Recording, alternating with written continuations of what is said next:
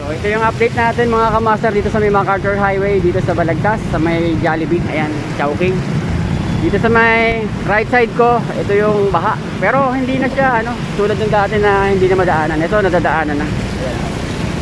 Alright. Okay. So dun lang. May tapat lang na Chowking.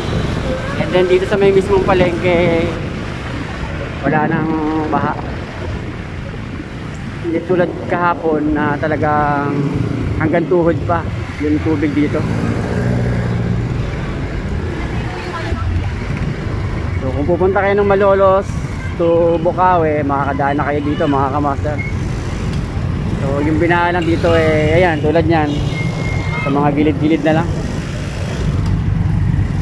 Alright. So yun ang Mercury Drag grabe, binahan hanggang tuhod, hanggang hita pa. So dito sa may mga kamaster, sa may gilid, lahat ng mga establishment dito binaha. Tulad ng Generica, tsaka yung Mercury Drag hanggang hita pa. So mataas na kasi itong kalsada mga kamaster dito sa Balagtas, MacArthur Highway. So ang kawawa ngayon yung mga nasa, ayan tulad nyan, sa may Silais Bank. Ayan, ang lalim pa rin dyan sa loob. Ayan. Grabe.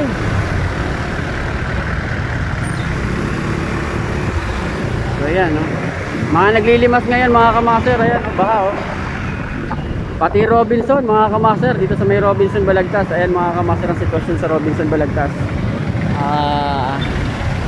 Baha pa din mga kamaster. Ayan, tanghali na ngayon mga kamaster.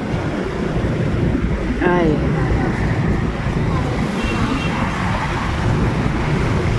ayan ang Robinson, may tubig pa rin dito din. Right. Ayan ang Robinson mga kamaster, baha hanggang ngayon.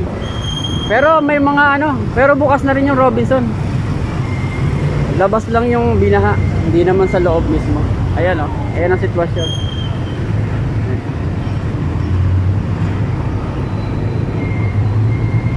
Ito papuntang Burol First na dito mga kamaster. Burol First to Burol Second. Liliko na ako dito. Kahapon hindi madaanan to dahil sobrang lalim pa hanggang hita. Ay, alright.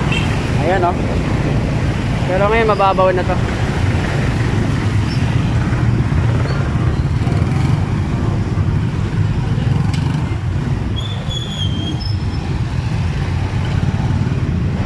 Kahapon baha kaya yung Petron.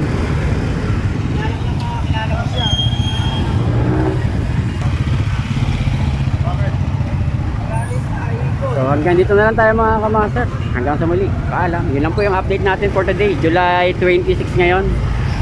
11 AM. So, pauwi na tayo.